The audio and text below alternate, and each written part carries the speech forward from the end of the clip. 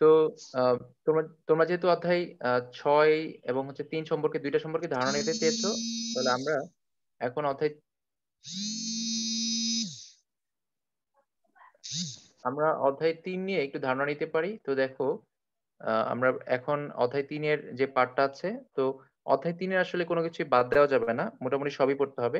অন্তত তোমার হচ্ছে আহ, ওই টপিক সম্পর্কে ভালো জ্ঞান রাখতে হবে, ধারণা রাখতে হবে। যেহেতু এখান থেকে প্রশ্ন অনেক বেশি আসে আহ, আমাদের ইয়েতে, বোর্ড পরীক্ষায়, সেই ক্ষেত্রে হচ্ছে এটা খুব ইম্পর্টেন্ট এডমিশনের জন্য। আর এখান থেকে প্রশ্ন অনেক সুন্দর করে ঘুরিয়ে পেঁচিয়ে করার সুযোগ আছে, আমি এটা একটু পরে দেখাচ্ছি কিভাবে প্রশ্ন ঘুরিয়ে পেঁচিয়ে করতে পারে। তো দেখো, আহ, অধ্যায় 3-এর জন্য আমরা হচ্ছে যেসব টপিক পড়বো আর কি।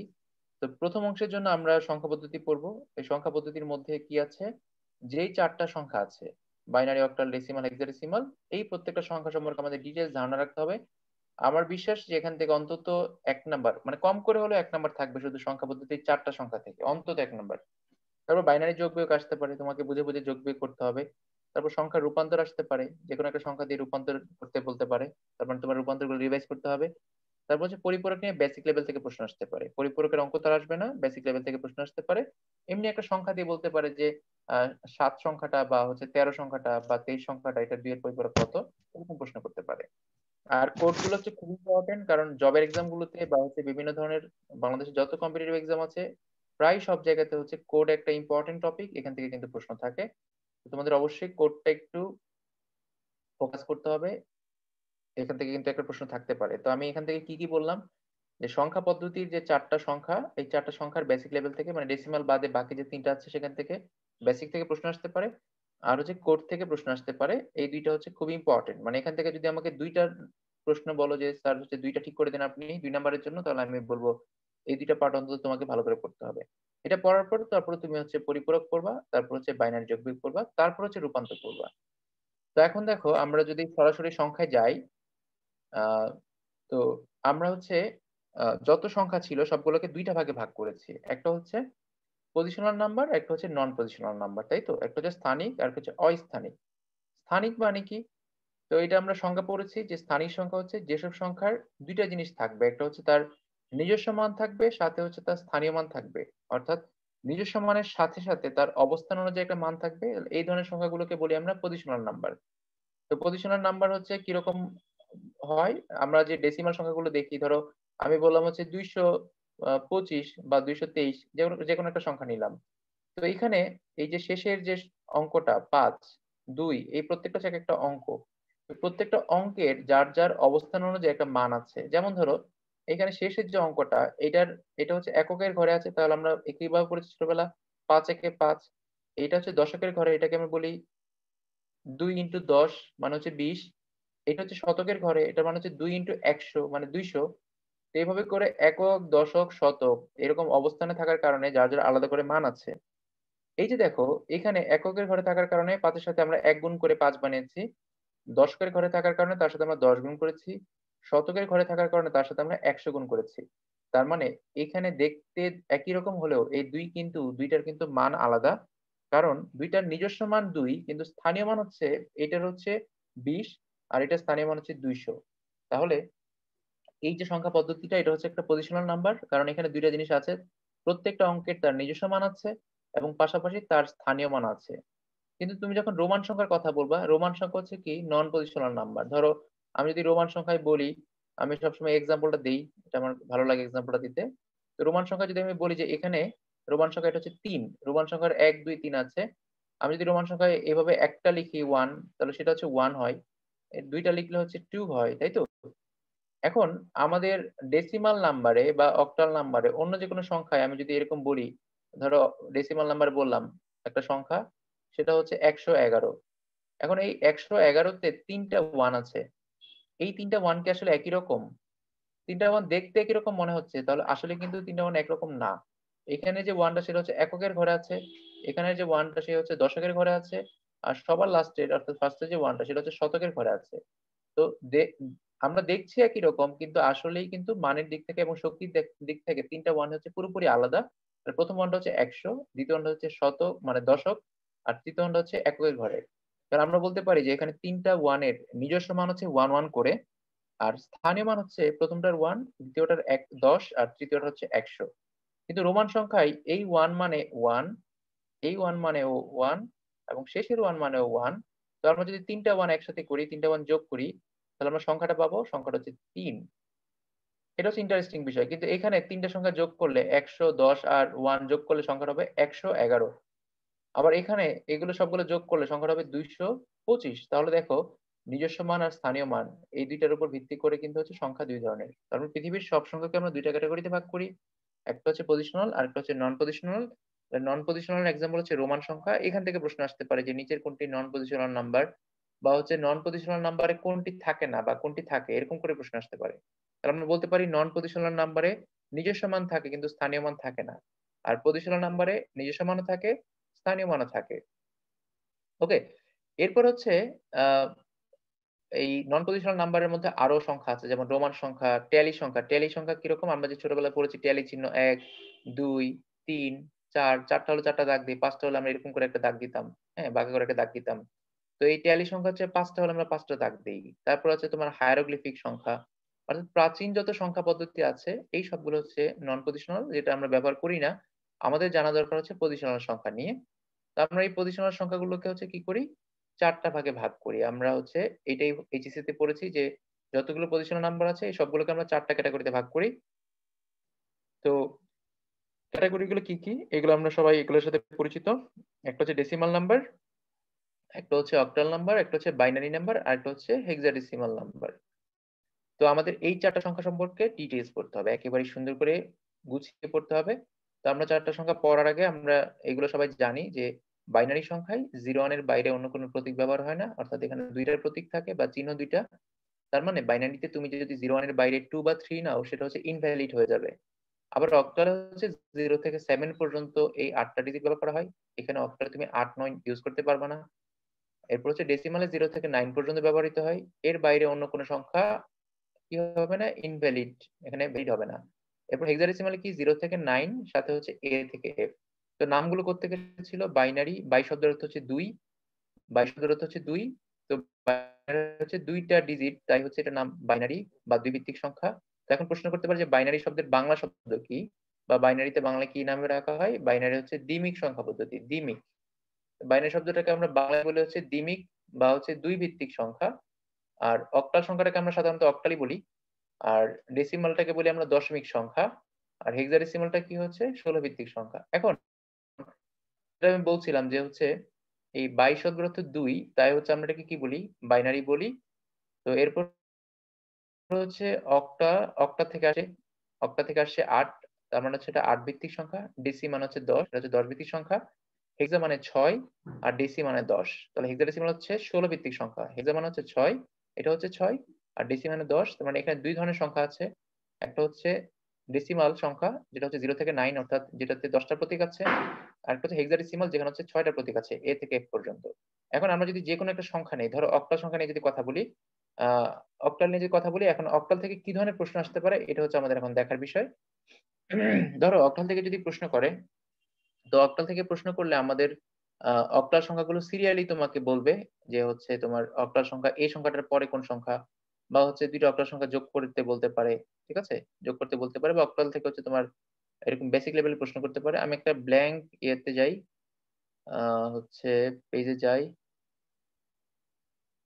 আচ্ছা, তো আইসিটি তে তোমাদের আরেকটা কথা বলে রাখি। সেটা হচ্ছে যে অনেকেই বলে আরকি যে স্যার হচ্ছে এইচএসসির বই পড়লেই তো হয়ে যাচ্ছে। আসলে হবে যদি তোমার টার্গেট ২৫ এ ১৬-১৭ থাকে সেক্ষেত্রে ওকে। কিন্তু তোমার টার্গেট যদি ২৫ এ ২৫ থাকে, ২৪ থাকে, ২৩ থাকে তাহলে তোমাকে কিন্তু একবারেই সব সহ ডিটেইলস এ পড়তে হবে। এখন যদি বলা হচ্ছে আইসিটি তো এই যে তোমার যদি বলা হচ্ছে দেশে যে করোনা সংক্রান্ত যে অ্যাপ আছে, হ্যাঁ? বা যে ওয়েবসাইট আছে এটা নিয়ে তোমাকে যদি বলে যে করোনা সংক্রান্ত যে অ্যাপ বা করোনা নিয়ে যে অ্যাপ এটা কিন্তু আইসিটির মধ্যে পড়ে। তো এটার নাম কি?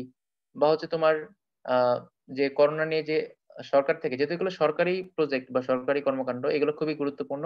আর আমি জানি না মানে এই না যে এটা হচ্ছে একেবারে আনইম্পোর্টেন্ট বিষয় হয়ে গেছে। তো যেমন হচ্ছে তোমার করোনা নিয়ে যে সরকারি যে অ্যাপসটা সেটার নাম হচ্ছে করোনা ট্রেসার বিডি। তোমাকে হচ্ছে পুরো আপডেট থাকতে হবে। তোমাকে জুম নিয়ে পড়তে হবে। জুম নিয়ে প্রশ্ন আসতে পারে। ঠিক আছে? জুম এর হচ্ছে ফাউন্ডার এটা তোমার আইসিটি উইথ সায়েন্স এর যে গ্রুপটা আছে আমার আইসিটি গ্রুপ। যদিও আমার স্টুডেন্টদের গ্রুপ, তোমাদের কারো দরকার হলে জয়েন করতে পারো। তো এই গ্রুপে হচ্ছে তোমার আ এইগুলো হচ্ছে আপডেট তথ্য নিয়ে পোস্ট করা আছে। করোনার মাঝখানে যেসব তথ্যগুলো আমাদের আইসিটির জন্য দরকার, ওখানে আইসিটি নিয়েই পোস্ট করা হয় শুধু। তো এই তথ্যগুলো তোমাদের কিন্তু জানতে হবে। শুধু খালি বই পড়ে গেলেই হবে না। এটা একটা কম্পিটিটিভ এক্সাম, এটা বোর্ড এক্সাম না বা কলেজের এক্সাম না। এটা মাথায় রেখে তারপরে পরীক্ষা দিতে হবে। তো দেখো আমি একটা ব্ল্যাংক পেজ নেই। তো আমি এখান থেকে একটু কথা বলি যে অক্টাল সংখ্যা নিয়ে যেটা আমি বলছিলাম। মনে করো হচ্ছে অক্টাল সংখ্যা নিয়ে যদি আমরা প্রিপারেশন নিতে যাই তাহলে কি ধরনের প্রিপারেশন আমরা নিব? প্রথমে হচ্ছে আমার অক্টাল সংখ্যা জানতে হবে। যেকোনো একটা সংখ্যা দিয়ে জানতে হবে তার পরের সংখ্যাটা কত। তো অক্টাল সংখ্যাগুলো যদি আমরা সিরিয়াল করি তাহলে আমরা জানি হচ্ছে অক্টাল সংখ্যাগুলো হচ্ছে 0 1 2 3 4 5 6 7। অর্থাৎ অক্টাল সংখ্যার যে হচ্ছে তোমার আহ ডিজিট গুলো বা হচ্ছে প্রতীকগুলো বা চিহ্নগুলো, তো অক্টাল সংখ্যার প্রতীক চিহ্ন হচ্ছে 0 থেকে 7 পর্যন্ত, তাই তো? এখন কথা হচ্ছে এরপরে কি সংখ্যা নাই? এরপরে কিন্তু অবশ্যই সংখ্যা আছে। তো আমাদের জানতে হবে সেই সংখ্যাগুলো কি? মনে করো যে আমরা এখানে 0 থেকে 7 পর্যন্ত সংখ্যাগুলো নিয়েছি অক্টাল সংখ্যায়। এখন এই 7 এর পরে যদি আমরা লিখতে চাই 7 এর পরে কি হবে? তো 7 এর পরে কিন্তু হচ্ছে আমরা ৮ আর ৯ নিতে পারবো না। আমাদের ১০ নিতে হবে। কারণ অক্টাল সংখ্যায় ৮ আর ৯ ভ্যালিড না। তো ধরো তুমি হচ্ছে অক্টাল সংখ্যার ৭ এর পরে লিখলা ৮, তারপর হচ্ছে ৯, তারপর হচ্ছে ১০, তারপর হচ্ছে ১১, তারপর হচ্ছে ১২। কিন্তু আমরা পড়েছি যে অক্টাল সংখ্যায় 0 থেকে 7 পর্যন্ত যে প্রতীকগুলো আছে, এর বাইরে অন্য কোনো চিহ্ন বা সংখ্যা বা প্রতীক অক্টাল সংখ্যায় ব্যবহার করা যাবে না। তো আমরা 0 থেকে 7 এর বাইরে যা পাবো সেগুলো বাদ দিয়ে দিব। তো সহজ কথা আমরা 0 থেকে 7 এর বাইরে ৮ আর ৯ পেয়েছি, যেটা হচ্ছে এই প্রতীকের মধ্যে নাই, এটাকে আমরা বাদ দিয়ে দিতে পারি। তাহলে যদি বলে অক্টাল সংখ্যা ৭ এর পরের সংখ্যাটা কত? তাহলে আমরা বলতে পারি ৭ এর পরের সংখ্যাটা হচ্ছে ১০, যেহেতু এখানে ৮ আর ৯ নাই। এভাবে করে হচ্ছে তোমার আমরা যে আরো লিখি সংখ্যা ১৩, তারপর হচ্ছে ১৪, তারপর হচ্ছে ১৫, তারপর হচ্ছে ১৬, তারপর হচ্ছে ১৭, তারপরে কি হবে? ১৮ ১৯ টা হবে না। ১৮ ১৯ হবে না কেন? কারণ এখানে আমরা হচ্ছে বলতে পারি যে ৮ আর ৯ ইনভ্যালিড, তাই হচ্ছে ১৮ ১৯ টা আমরা নিতে পারবো না। কারণ এখানে ১৮ আর ১৯ এর মধ্যে ৮ আর ৯ আছে। তাহলে ১৮ ১৯ বাদ গেল। তাহলে হচ্ছে আমরা কি করব? ১৭ পরে নিব হচ্ছে ২০। তো এইভাবে করে যেকোনো একটা সংখ্যা দিয়ে বলতে পারে যে অক্টাল সংখ্যা এই সংখ্যাটার পরের সংখ্যাটা কত? এখন আমি তোমাদের যদি প্রশ্ন করি তাহলে সবাই আমি জানি উত্তর দিতে পারবা। তো তোমাদের কমেন্ট বক্সটা ওপেন আছে, চ্যাট বক্স। এখানে তোমরা হচ্ছে লিখতে পারো জুম এর চ্যাট বক্সে। আমি তোমাদের যদি প্রশ্ন করি যে অক্টাল সংখ্যা ৭ এর পরে কত? তাহলে তোমরা অ্যানসার করলা ৭ এর পরের সংখ্যাটা হচ্ছে ১০। কারণ ৮ আর ৯ নাই। এরপর যদি আমি প্রশ্ন করি যে অক্টাল সংখ্যা হচ্ছে ৩৭ এর পরের সংখ্যাটা কত? তাহলে সবাই বলতে পারবে যে অক্টাল সংখ্যা ৩৭ এর পরে হচ্ছে ৩৮ ৩৯ নাই। অক্টাল সংখ্যায় ৩৭ এর পরে হচ্ছে ৩৮ ৩৯ নাই, ৪০ আছে। এখন যদি অক্টাল সংখ্যায় আমি প্রশ্ন করি যে অক্টাল সংখ্যায় ৬৭ পরের সংখ্যাটা কত? একটু সবাই লিখে তো কমেন্টে দেখি কার কি অবস্থা।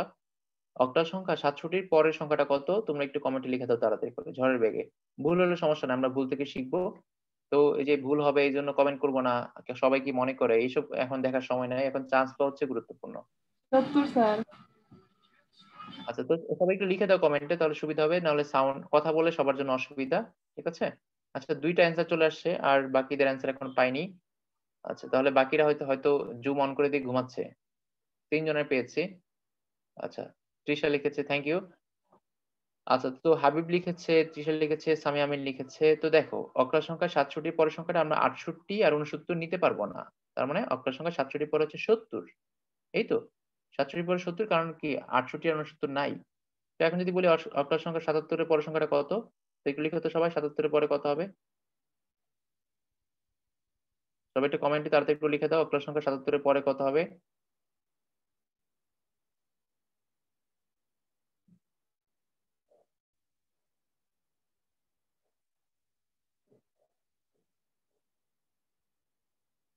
তো যারা আজকে ক্লাসের ১ম অংশ মিস করেছো, ক্লাসের রেকর্ডিংটা হয়েছে, রেকর্ডিং ভালোভাবে হয়েছে। তো তোমরা ক্লাস হচ্ছে দেখতে পারবা, সমস্যা নাই। তো হচ্ছে একজন লিখেছে, মাহমুদা লিখেছে ৮০, এরপরে লিখেছে একজন, সামিয়া লিখেছে ১০০, তারপরে আবার একজন লিখেছে ১০০, ইত্যাদি, ইত্যাদি। আচ্ছা, তো হচ্ছে যারা ভাবছো যে ৮০ হবে, তো তাদের জন্য হচ্ছে সমবেদনা। কারণ হচ্ছে আমরা জানি অক্টাল সংখ্যা ৭ এর পরের সংখ্যা যদিও ৮ হয় না। তো এখানে যেহেতু ৮ হয় না, সেক্ষেত্রে আমরা ৭৭ এর পরে ৭৮ ৭৯ নিতে পারবো না, ৮০ ও নিতে পারবো না, ৮১ ৮২ এগুলো নিতে পারবো না। কারণ এগুলো সব ৮০ ঘরে আছে, শুরু হচ্ছে ৮ দিয়ে। এরপরে হচ্ছে কি হবে? যেহেতু ৮ দিয়ে শুরু হচ্ছে, তো আমরা এই ৮০ ঘরে একটা নিতে পারবো না। আবার ৯০ এর ঘরে ৯ আছে। যেহেতু ৯ আছে তাহলে আমরা হচ্ছে ৯০, ৯১, ৯২ এগুলো নিতে পারবো না। যেহেতু নিতে পারবো না তার মানে ৯৯ পর্যন্ত আমরা কিছু নিতে পারছি না। ৭৭ এর পরে যে সংখ্যাটা সেটা হচ্ছে ১০০। এই তো ৭৭ এর পরে হচ্ছে ১০০। এখন যদি বলি ১৭৭ এর পরে কত? এটা অনেকে পারবা। ১৭৭ এর পরে কত হবে? একটু কমেন্টে তাড়াতাড়ি করে অ্যান্সার দিয়ে দাও। তোমাদের অবস্থাটা বোঝার জন্য আরকি, আর কিছুই না। তোমরা আসলে কি অধ্যায় পারো কি পারো না এটা বোঝার জন্য। তাহলে যদি দেখি যে তোমরা কম পারো সেক্ষেত্রে আমি ডিটেইলস পড়াবো। আর যদি দেখি যে না তোমরা হচ্ছে মোটামুটি পারো সেক্ষেত্রে আমি একটু ফাস্ট আগাবো। আমাদের তখন টার্গেট থাকবে সিলেবাসটা তাড়াতাড়ি শেষ করা। আর যখন দেখি সবাই দুর্বল তখন আমি একটু স্লোলি পড়াবো। ওকে, হ্যাঁ, অনেকেই কমেন্ট করেছে রেসপন্স এখন অনেক ভালো। এখন ৭ জন রেসপন্স করেছে। ফাইন। তাহলে ১৭৭ এর পরে হচ্ছে ২০০ এর কারণটা কি? আমরা জানি হচ্ছে ১৭৮ হবে না, ৭৯ হবে না। কারণ হচ্ছে ৫৮ আছে। আবার ১৮০ ঘরে একটা হবে না। কারণ ৮০ ঘরে ৮ আছে। আবার ১৯০ ঘরে একটা হবে না। যেহেতু ৯০ ঘরে হবে না তাহলে ৯ ও বাদ। তো সেক্ষেত্রে ১৭৭ এর যে পরের সংখ্যাটা সেটা হচ্ছে ২০০। তো এখন এখান থেকে যদি মাঝখান থেকে প্রশ্ন করে তাহলে কিন্তু অসুবিধা হয়ে যায়। এভাবে করলে সমস্যা নাই। কিন্তু মাঝখান থেকে করলে অসুবিধা। সেজন্য আমরা যে সিস্টেমটা শিখে নিতে পারি, সেই সিস্টেমটা হচ্ছে আমাদের একেবারে ন্যাচারাল সিস্টেম। ছোটবেলায় আমরা যেটা পড়েছি ঠিক সেটা। আমরা ছোটবেলায় যে সংখ্যাগুলো পড়েছিলাম, সেই সংখ্যাগুলোতে আমরা একটু ব্যাক করি তাহলে সবার জন্য একটু সুবিধা হবে। আমরা ছোটবেলায় যে সংখ্যাগুলো করেছিলাম সেটা হচ্ছে 0, 1, 2, 3, 4, 5। তো আমি হচ্ছে এভাবেই শিখাই। এটা হচ্ছে ন্যাচারাল নিয়ম। তো আমরা ছোটবেলায় ঠিক যেভাবে সংখ্যা শিখেছি তার মতো করে আমরা শিখি এখন। ধরো এখানে আমরা 0 থেকে 9 পর্যন্ত ডেসিমাল সংখ্যার প্রতীকগুলো নিয়েছি 0 থেকে 9 পর্যন্ত। এখন যদি বলি তারপরের সংখ্যাটা কত হবে? আমরা ছোটবেলায় পড়েছিলাম যে 0 থেকে 9 পর্যন্ত যে প্রতীকগুলো আছে, এই 0 থেকে 9 এগুলো আমরা কি করি? বারবারে লিখি। তাই তো? 0 থেকে 9 পর্যন্ত হচ্ছে বারবারে লিখি। এখন আমরা সামনে কি দেই? কখনো সামনে 1 দেই, কখনো 2 দেই, কখনো সামনে 3 দেই। তো যখন 1 শেষ হয়ে যায় তখন আমরা 2 দেই, যখন 2 শেষ হয় তখন আমরা 3 দেই। তো এখানে যেমন আমরা 0 থেকে 9 পর্যন্ত লিখার পরে 9 যেখানে শেষ, তখন আমরা কি করব? সামনে একটা করে 1 দিয়ে শুরু করব। সামনে হচ্ছে 1, 1 0, তারপর হচ্ছে 1 1, তারপর হচ্ছে 1 2, ঠিক আছে? 1 0, তারপর হচ্ছে 1 1, 1 2 এভাবে করে চলবে। 1 2, তারপর হচ্ছে 1 3, তারপর হচ্ছে 1 4, তারপর হলো 1 5, তারপর হলো 1 6, তারপর হলো 1 7, তারপর হলো 1 8, 1 9। এখন এরপর যদি আমি বলি 1 9 এর পরে কি হবে? তখন হচ্ছে আমরা দেখলাম যে 9 হচ্ছে এখানে শেষ ডিজিট। 9 হচ্ছে সবার শেষে। যেহেতু 9 সবার শেষে আছে, তাহলে আমাদের কি করা উচিত? 9 যেহেতু সবার শেষে আছে সেক্ষেত্রে আমার আবার 0 থেকে শুরু করা উচিত। তাহলে আমরা যেহেতু 9 শেষ ডিজিট, তাহলে আমরা আবার 0 থেকে শুরু করব। 0 1 2 3 ইত্যাদি, ইত্যাদি। 0 থেকে শুরু করলাম। এখন আমরা যেহেতু এখানে 1 শেষ হয়ে গেছে এবং 9 হচ্ছে শেষ ডিজিট, তখন কি করতে হয়? তখন 1 টা চেঞ্জ করে 2 নিতে হয়। তাই তো? 1 টা শেষ করে 2 নিতে হয়, 2 নিতে হয়, 2 নিতে হয়। এভাবে করে সংখ্যা চলতে থাকবে। তো ধরো এভাবে করে আমরা সংখ্যা নিতে, নিতে একটা সময় গিয়ে হচ্ছে আমরা পেলাম আমাদের ডেসিমাল সংখ্যা নিয়ে কিন্তু আমরা কথা বলছি। একটা সময় গিয়ে আমরা পেলাম হচ্ছে আরো সামনে গিয়ে আ আমরা আরেকটা সংখ্যার লিস্ট নেই। তো ধরো আমরা আরো সামনে গিয়ে পেলাম হচ্ছে এরকম ২৯। এখন ২৯ এর পরে আমরা এরপরে কি দিব? আমরা দেখব ৯ হচ্ছে শেষ ডিজিট। আর শেষ ডিজিট হলেই আবার কি থেকে শুরু হয়? আবার হচ্ছে 0 থেকে শুরু হয়। 0 1 2 3। এখন এই 0 এর সামনে কি বসবে? এই 2 এর পরের সংখ্যাটা বসবে। 2 এর পরে হচ্ছে 3, তখন হচ্ছে আবার 3, 3 1, 3 2, 3 3। তো আমরা এই অক্টাল সংখ্যা হোক, হেক্সাডেসিমাল হোক, যেকোনো নাম্বার হোক, বাইনারি হোক, সব সংখ্যার ক্ষেত্রে আমরা এই সিস্টেমটা এপ্লাই করতে পারি। যদি তোমাকে বলে এই সংখ্যার পরের সংখ্যাটা কত? সেক্ষেত্রে আমরা একেবারে এই সিস্টেমটা চিন্তা করলে একবার মাথায় চিন্তা করে নিলেই হচ্ছে পরে যেকোনো সংখ্যা আমরা বের করতে পারবো। এরপর যদি বলে ৩৯ এর পরে কত? সবাই জানো ৪০, কিন্তু কিভাবে হইছে? ৯ যেহেতু শেষ ডিজিট, এরপর হচ্ছে আবার কি হবে? 0 থেকে শুরু হবে। আর ৩ এর পরের সংখ্যাটা হবে। ৩ এর পরে হচ্ছে ৪। এখন আমার প্রশ্ন হচ্ছে যে ৪০ এর পরে কি আমরা ৫০ লিখি? আমরা লিখি না। কারণ হচ্ছে শূন্যের পরে যে ডিজিটটা সেটা হচ্ছে 1। আর ০ হচ্ছে শেষ ডিজিট না। শেষ ডিজিট না হলে সামনের সংখ্যাটা চেঞ্জ হয় না। তাহলে আমরা এখানে কি লিখবো? সামনে হচ্ছে ৪ ৪ করে নিব। যেমন এখানে ৪৩ আছে, তারপরে সংখ্যাটা কত হবে? ৪৪ হবে। এর কারণ হচ্ছে ৩ তো শেষ ডিজিট না। আর যতক্ষণ শেষ ডিজিট না হবে ততক্ষণ সামনের ডিজিটটা চেঞ্জ হবে না। কিন্তু যদি আমরা যেতে, যেতে একটা সময় যদি 49 পাই, তখন কি আমরা এই 9 এর জন্য আমরা নতুন করে একটা 0 নিব। আর 4 যেহেতু শেষ, মানে 9 যেহেতু শেষ ডিজিট সেক্ষেত্রে 4 টা চেঞ্জ করে আমরা 5 লিখব। এই হয়ে গেল আমাদের সংখ্যা, ডেসিমাল সংখ্যা। এখন যদি আমরা অক্টাল সংখ্যা এই সিস্টেমে করতে চাই, ঠিক এই সিস্টেমে, তাহলে আমাদের সুবিধাটা হবে কি? আমরা মাঝখান থেকে যেকোনো সংখ্যা পিক করে বলতে পারবো তার আগের সংখ্যা, পরের সংখ্যা কি হবে। তো অক্টাল সংখ্যার জন্য যদি আমরা এই সিস্টেম এপ্লাই করি তাহলে অক্টাল সংখ্যার জন্য আমাদের ডিজিট গুলো হচ্ছে 0 থেকে শুরু করে 7 পর্যন্ত। এখন এই 0 থেকে শুরু করে যে 7 পর্যন্ত আমরা নিলাম, এরপরে কি হবে? এরপরে ঠিক এই ডিজিট গুলোই আসবে। বারবারে ঘুরে ফিরে এই ডিজিট গুলোই আসবে। তাহলে সামনে কি হবে? সামনে চেঞ্জ হবে। আমরা এখানে 0 থেকে 7 পর্যন্ত নিয়েছি। যেখানেই 7 শেষ, সেখানেই আমরা কি করব? আবার সামনে হচ্ছে শুরু করব 1 0, তারপর হচ্ছে 1 1, তারপর হচ্ছে 1 2, তারপর হচ্ছে 1 3, তারপর হচ্ছে 1 4, তারপর হচ্ছে 1 5, তারপর হচ্ছে 1 6, তারপর হচ্ছে 1 7, তারপর হচ্ছে আর তো নাই। কারণ হচ্ছে 7 হচ্ছে শেষ ডিজিট অক্টালের। যেহেতু 1 শেষ, এরপরের সংখ্যাটা হচ্ছে 2 দিয়ে শুরু হবে। 2 0, 2 1, 2 3 ইত্যাদি, ইত্যাদি। তো এখন এটা চলবে কতটুকু পর্যন্ত? এটা এভাবে চলতে, চলতে একটা সময় গিয়ে হচ্ছে থামবে 2 7 এর মধ্যে। 27 থামার পর আমাদের কাজটা কি হবে? আমরা দেখব 7 হচ্ছে লাস্ট ডিজিট। 7টা হচ্ছে লাস্ট ডিজিট। যেহেতু 7 লাস্ট ডিজিট সেক্ষেত্রে এরপরে আবার 0 থেকে শুরু হবে। আর যেহেতু 0 থেকে শুরু হয়েছে তাই কি হবে? এই 2 টা চেঞ্জ হয়ে 3 হয়ে যাবে। ওকে। এখন আমরা মাঝখান থেকে একটা সংখ্যা নেই অক্টালে, নেওয়ার পরে তারপর হচ্ছে আমরা হেক্সাডেসিমালে যাব। এটা আসলে বুঝেছি আমরা হেক্সাডেসিমালের জন্য আমরা এটা শিখেছি। তো দেখো আমি হচ্ছে একটা সংখ্যা নিচ্ছি। আমি যদি তোমাকে বলি যে ৭৭ এর পরে কত হবে? হ্যাঁ? তখন হচ্ছে তুমি আ একটু আগে যেমন চিন্তা করে বের করেছ। তো আমরা যদি এই সিস্টেমে বের করতে চাই তাহলে তুমি বলতে পারো যে ৭ এর পরের যে অঙ্কটা ৭ শেষ হয়ে গেলে তখন হচ্ছে 0 দিয়ে শুরু হয়। ৭ যেখানে শেষ তারপরের সংখ্যাটা কি হবে? ৭ এর পরের জন্য ডিজিটটা হবে 0 হবে। আচ্ছা 0 লিখলাম। এখন আমরা তো ৭ এর পরে ডিজিটটা লিখেছি। আর সামনে কি করি? সামনে হচ্ছে এই সংখ্যাটার পরের সংখ্যাটা লিখি। তাহলে আমরা একটু আগে পড়েছি যে অক্টাল সংখ্যায় ৭ এর পরের সংখ্যা হচ্ছে ১০। তাহলে এখানে ৭ এর পরের সংখ্যাটা কত হবে? ১০ হবে। তাহলে দেখো আমরা এখানে পড়েছিলাম একটু আগেই এই যে অক্টাল সংখ্যা ৭ এর পরের যে সংখ্যাটা সেটা হচ্ছে ১০। তাহলে এখানে আমাদের ৭ এর জন্য ৭ এর পরের যে অঙ্কটা সেটা হচ্ছে 0। এখন যেহেতু দেখতেছি ৭ হচ্ছে শেষ ডিজিট, তার মানে যেহেতু শেষ ডিজিট সেক্ষেত্রে কি হবে? সামনের ৭ টা চেঞ্জ হয়ে তার পরের সংখ্যাটা হয়ে যাবে। তাহলে সামনের ৭ টা চেঞ্জ করে তার পরের সংখ্যাটা হচ্ছে ৭ এর পরে হচ্ছে ১০। তাহলে আমরা বলতে পারি ৭৭ এর পরে হচ্ছে ১০০। তো এটা আমরা এভাবে বুঝতে পারি যে ডেসিমাল সংখ্যা ৯৯ এর পরের সংখ্যাটা কত? ৯ এর পরে 0 থেকে শুরু হয়। আমরা ডেসিমাল নিয়ে কথা বলছি। নরমাল সংখ্যা আমাদের। ৯ এর পর হচ্ছে 0, যেহেতু ৯ শেষ ডিজিট সেক্ষেত্রে এই ৯ টা চেঞ্জ হয়ে তার পরের সংখ্যাটা হয়ে যাবে। তাহলে ৯ এর পরের সংখ্যাটা হচ্ছে ১০। আমরা এখান থেকে এটা বলতে পারি যে শেষের যে ডিজিট গুলা সেগুলো হচ্ছে কি হয়? একটা ডিজিটের পরের ডিজিটটা হয়। আর সামনের যে ডিজিট গুলা সেগুলো কি হয়? ওই সংখ্যার পরের সংখ্যাটা হয়। শেষের গুলো বা মাঝখানের গুলো হচ্ছে ডিজিট। আর সংখ্যার ক্ষেত্রে শুরুরটা হচ্ছে শুরুর যে সংখ্যাটা তার পরের সংখ্যাটা হবে। তো এভাবে করে তুমি অক্টালের যেকোনো সংখ্যা থেকে তার পরের সংখ্যাটা বের করতে পারবা। তো আমি যদি অক্টাল সংখ্যায় আরেকটা সংখ্যা বলি তোমাকে, মনে করো আমি বললাম যে ৭৭৭ এর পরের সংখ্যাটা কত? তো একটু কমেন্টে সবাই অ্যান্সারটা দাও যে অক্টাল সংখ্যা যদি আমরা ৭৭৭ পিক করি, সেক্ষেত্রে ৭৭৭ এর পরের সংখ্যাটা কত হবে? আ একটু সবাই লিখো, তারপর হচ্ছে আমি কমেন্টে লজিক জিজ্ঞেস করব।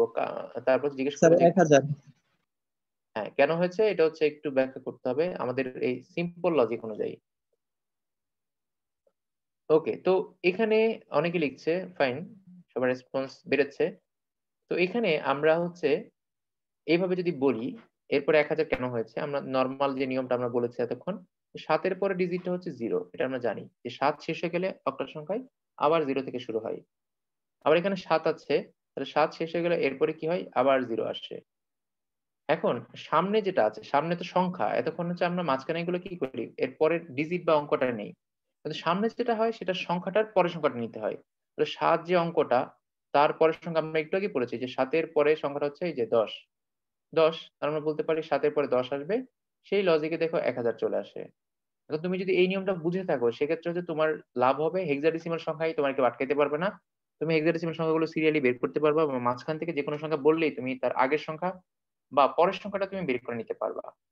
তো দেখো আমি আ এখন যেহেতু অক্টাল সংখ্যা আমরা বুঝেছি সেক্ষেত্রে আমরা অক্টাল সংখ্যা নিয়ে কিছু টুকটাক কথাবার্তা বলি। ধরো যদি আমি বলি অক্টাল সংখ্যায় ৫ আর ৩ যোগ করলে কত হয়?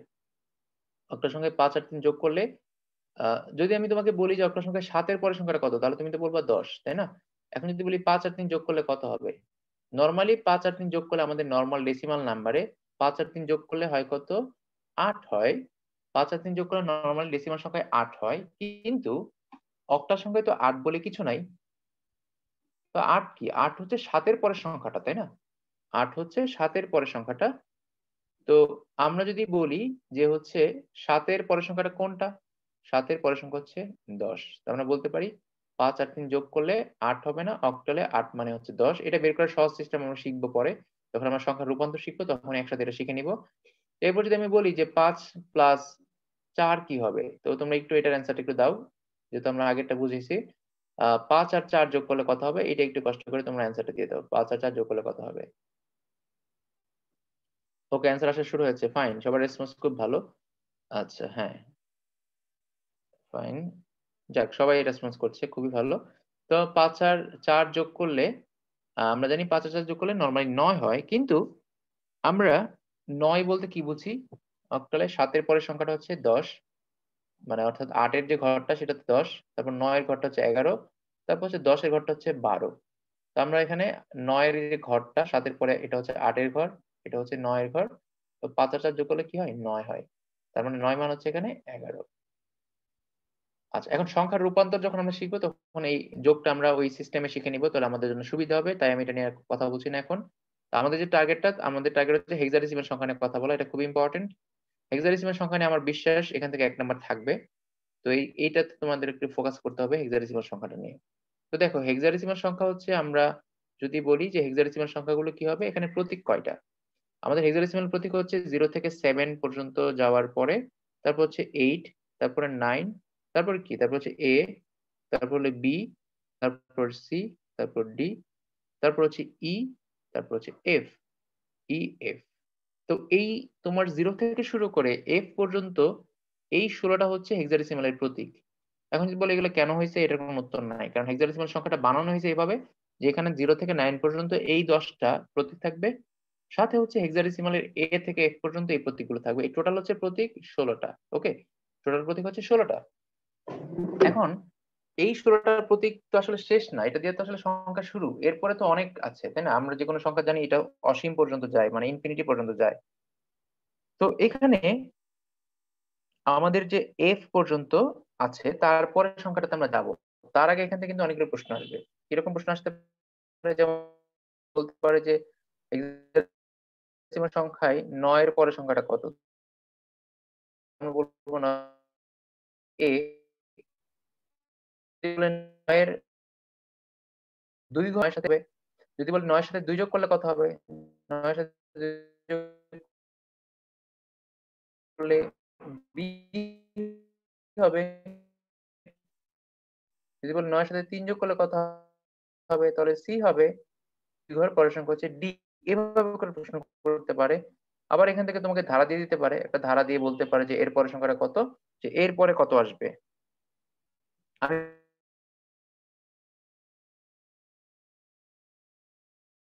বললাম ৭ আছে। ৭ এর পরে আছে হচ্ছে তোমার D। এরপর হচ্ছে আমি বললাম D। এমন করে আমি বললাম যে এর পরের সংখ্যাটা কত? তো এরকম একটা ধারা দিয়ে বলতে পারে যে এরকম একটা ধারা, যেটা হচ্ছে হেক্সাডেসিমাল সংখ্যার ধারা। তো তোমাকে বলবে এর পরের সংখ্যাটা কত? তো তোমরা অ্যান্সারটা একটু দিয়ে দাও। তোমরা অ্যান্সারটা আমি জানি পারবা। প্রশ্ন হচ্ছে এই যে ডি এর পরের সংখ্যাটা কত? অলরেডি অ্যান্সার চলে আসছে। ফাইন। বেশ কয়েকটা অ্যান্সার আসছে। তো যদি এরকম বলে তাহলে এখানে দেখো আমাদের যে ধারাটা আছে, তোমরা সবাই সঠিক অ্যান্সার দিচ্ছ। তো এখানে ৭ এর পরে ৮ হওয়ার কথা, কিন্তু আমরা ৮ নেই নাই। ৮ বাদ দিয়ে আমরা ৯ গেছি। আবার ৯ এর পরে হওয়ার কথা A, আমরা A বাদ দিয়ে B লিখেছি। B এর পরে হওয়ার কথা C, C বাদ দিয়ে আমরা D লিখেছি। তাহলে D এর পরে যেটা হওয়ার কথা সেটা বাদ দিয়ে আমরা লিখবো। D এর পরে নরমালি হয় E, কিন্তু আমরা E টা নিব না। আমরা E কি লিখবো? F লিখবো। আমাদের এই ধারার পরের সংখ্যাটা হচ্ছে F। এখন যদি এই ধারাটা এমন দেয় যে এর পরের সংখ্যাগুলো বের করতে বলে, তখন আমাদের কি করতে হবে? হেক্সাডেসিমাল সংখ্যাগুলো জেনে নিতে হবে। জানলেই আমরা কি করতে পারবো? তারপরের সংখ্যাটা বের করতে পারবো। ওকে? তো এখন যদি আমাকে বলে যে f এর পরের সংখ্যাটা কত, f এর পরের সংখ্যা যদি বলে আমাকে কত, সেটা হচ্ছে একটা বিষয়। তো আমরা এখানে পড়ছি যে 0 থেকে f পর্যন্ত এই সবগুলো হচ্ছে একেবারে শুরু থেকে f পর্যন্ত হচ্ছে সবগুলো একটা প্রতীক। যেখানে 0 থেকে f পর্যন্ত শেষ, যেখানে 0 থেকে f পর্যন্ত লেখা শেষ, সেখানে আমরা কি করব? সেখানে হচ্ছে আবার 0 থেকে f পর্যন্ত নিব। তাহলে আমাদের টার্গেট হচ্ছে 0 থেকে f পর্যন্ত বারবার নেওয়া। তো আমাদের যদি এরকম আমরা যদি বলি হেক্সাডেসিমাল সংখ্যার প্রতীক হচ্ছে 0 থেকে f পর্যন্ত, তাহলে এখানে কি শেষ? এখানে কিন্তু শেষ না, এখানে মাত্র শুরু। আমরা আবার যখনই দেখবো f চলে আসছে তখনই আমরা বুঝবো, পরে আমরা আবার 0 থেকে f পর্যন্ত নিব। তাহলে 0 থেকে f নেওয়ার সময় সামনে কি বসবে? আমরা জানি সামনে হচ্ছে প্রথমে 1 বসে, 1 শেষ হয়ে গেলে 2 বসে, 2 শেষ হয়ে গেলে 3 বসে। তো আমার এই 1 টা কতটুকু পর্যন্ত নিয়ে যেতে হবে? আমরা এই 1 টাকে নিতে হবে একেবারে f পর্যন্ত। আমি এভাবে যেতে, যেতে একটা সময় একেবারে যাবো হচ্ছে 1f পর্যন্ত। তাহলে 10, 11, 12, 13, 14, তারপর হচ্ছে আসলো কত এখানে? আসলো 18। তো 18 যদি আসে তারপরে 18 এর পরে আমরা কোথায় যাবো? 18 এর পরে যাবো হচ্ছে আমরা 19। তো আমরা হচ্ছে এখানে নিচ্ছি 18 এর পরে আমরা কোথায় যাবো? 18 এর পরে যাবো হচ্ছে আমরা 19 এ। তো আমরা হচ্ছে আবার লিখলাম, পাশে লিখছি। মানে নিচের পরে আমরা উপরে লিখছি 18 এর পরে লিখছি 19। এরপরে কিন্তু আমার হচ্ছে প্রতীক কিন্তু শেষ হয় নাই। আমার এরপর 1 এ আছে, তারপর 1b, তারপর হচ্ছে 1c, তারপর হলো 1d, তারপর হলো 1e, তারপর হচ্ছে 1f।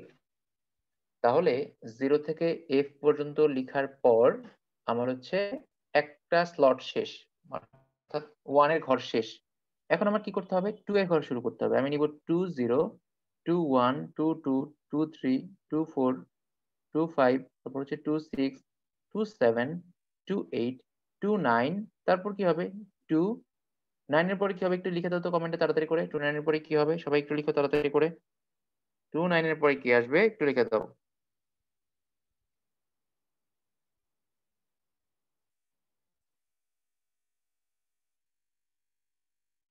আচ্ছা, অ্যান্সার চলে আসছে, ফাইন।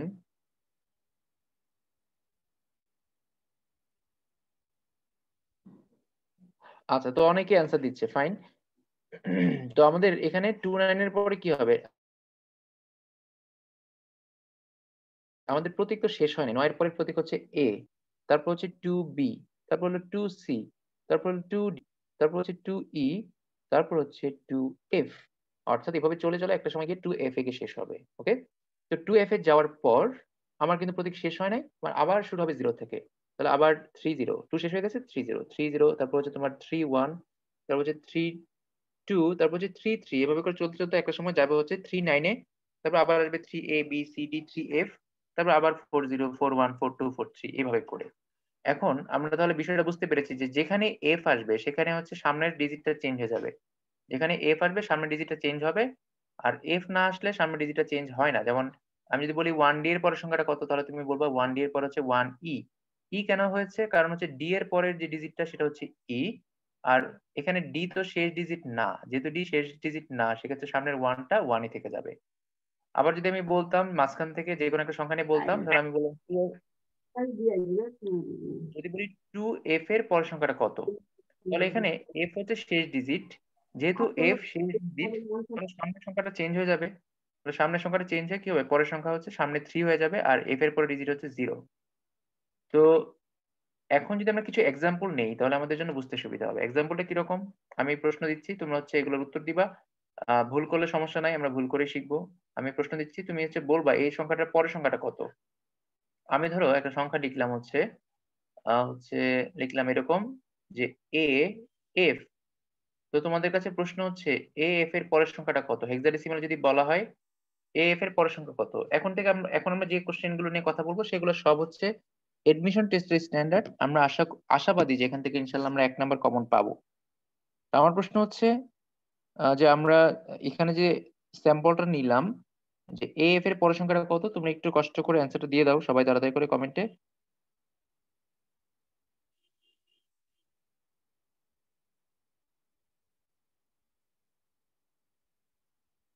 আচ্ছা, তো অ্যান্সার চলে আসছে অলরেডি অনেকগুলো।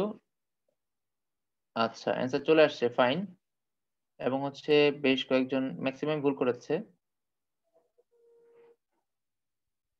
আচ্ছা, এখন হচ্ছে, এখন যারা দিচ্ছে তাদের অ্যান্সার ঠিক আছে। দেখো এখানে F এর পরে আমরা জানি F এর পরের ডিজিটটা হচ্ছে 0, 1 কিন্তু না।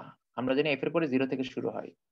আর F যেহেতু লাস্ট ডিজিট, তার মানে এই A টা চেঞ্জ হয়ে তার পরের সংখ্যাটা চলে আসবে। তো তার পরের সংখ্যাটা কি হবে? B হবে। তাহলে অ্যান্সার হচ্ছে AF এর পরে হচ্ছে B0। AF এর পরে হচ্ছে B0, কারণ F এর পরের ডিজিটটা হচ্ছে 0 আর A এর যে পরের যে নাম্বারটা সেটা হচ্ছে B, মানে পরের সংখ্যাটা হচ্ছে B।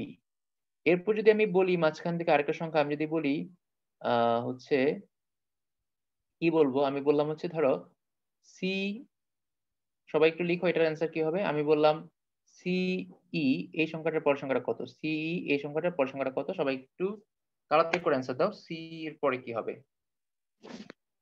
ওকে, অ্যান্সার চলে আসছে। আমাদের যদি ক্লাসটা শেষ হয়ে যায়, মানে যদি কেটে যায়, যেহেতু আমার জুমটা 40 মিনিটের লিমিটেড, কেটে গেলে আমরা আবার জয়েন দিতে পারি। তারপর তোমাদের কোশ্চেন আমি নিব, কার কি প্রশ্ন আছে। আচ্ছা, অ্যান্সার অলরেডি চলে আসছে। একজন ভুল করেছে, বাকিদের হয়েছে। তো এখানে প্রশ্ন হচ্ছে সি এর পরে, ই এর পরে আমরা জানি এফ হয়, কিন্তু এখানে ই তো লাস্ট ডিজিট না। যেহেতু লাস্ট ডিজিট না, সেক্ষেত্রে সি এর পরে আমরা ডি নিব। না, ডি নিব না, ডি নিব না, কারণ হচ্ছে আমাদের এখানে ই শেষ ডিজিট না। আর শেষ ডিজিট না হলে আমরা কি করি না, সামনের সংখ্যাটা চেঞ্জ করি না। শেষ ডিজিট হলেই কেবল আমরা সামনের সংখ্যাটা চেঞ্জ করি। তাহলে আমরা সি সি রাখবো। তো ই এর পর হচ্ছে এফ, কিন্তু ই তো শেষ ডিজিট না, তার মানে সামনের সিটা চেঞ্জ হবে না। এখন যদি বলি CF এর পরে কত, এটার পরে কত যদি বলি সেক্ষেত্রে কি হবে? F এর পরে হচ্ছে 0 হয়, F এর পরে 0 হয়, আর C এর পরে কি হয়? C এর পরে হচ্ছে D হয়। এখানে যেহেতু F লাস্ট ডিজিট তাই আমরা এটা চেঞ্জ করেছি। এখন তোমাদের জন্য প্রশ্ন হচ্ছে, যদি বলি আমি D, E, F এইটার পরের সংখ্যা কত? এটা হচ্ছে তোমরা আমাদের পরের সেশনে অ্যান্সার দিবা। তারপর আমরা হচ্ছে এরকম ৩ সংখ্যার জন্য হেক্সাডেসিমাল এর পরের নাম্বারগুলো সলভ করব। তো আমরা আবার জয়েন করব। ৫ মিনিটে তোমাদের পানি বিরতি। তোমরা ৫ মিনিট পানি বিরতি নিতে পারো। আমরা ৮:৫৬ তে আবার সবাই জয়েন দিব। যেহেতু আমরা অনেকক্ষণ ধরে কথা বলছি, তোমরা অনেকেই শুনছো। অনেকক্ষণ ক্লাস অনলাইনে করলে সেক্ষেত্রে মাথা-টাথা ঝিমঝিম ধরে। তো তোমরা একটু পানি-টানি খেয়ে আবার জয়েন করবা। আমরা হচ্ছে ৫ মিনিটের ব্রেক নিচ্ছি। ব্রেকের পরে আমরা হচ্ছে এই